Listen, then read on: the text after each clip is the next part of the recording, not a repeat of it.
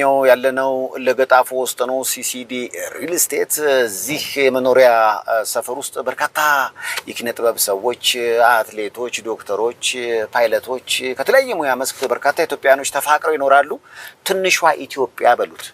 በነገራችን ላይ ለገጣፎ ለምን እንደሆነ አላውቅም በኪነ ጥበብ ሰዎች በጣም ይወደዳል። ለምሳሌ ጋሽ ማሙድ መኖሪያ በዛ በኩል ነው።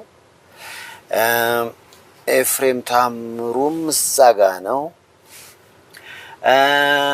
ከዛ ውስጥ ደግሞ የዓለም አቀፍ አርቲስቱ ኤከንና ሮዚም ቤት አላቸው።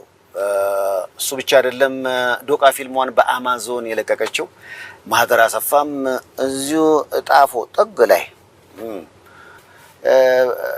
በቃ ምን ልበላችሁ እንዲህ መተንተን አለብን። በጣም ብዙ የኪነ ጥበብ ሰዎች የሚኖሩበት ቦታ ነው። ከዛ ውጪ ለገጣፎ ውስጥ ራሱ ተወዳጁ አቀንቃኝ ነዋይ ደበበ፣ ኃይልዬ ታደሰ እያልን ብንጀምር በቃ እነ ለምለም ኃይለ ሚካኤል ደስ የሚል ፍቅር ያለበት ቦታ ነው። እንደዚህ ካለን ያው እኔ እንዴት እንደምመደብ አላውቅም እንጂ ተከራይቼ እኔም እዚህ ነው ያለሁት። ለማንኛውም ደስ የሚል ሰፈር ነው።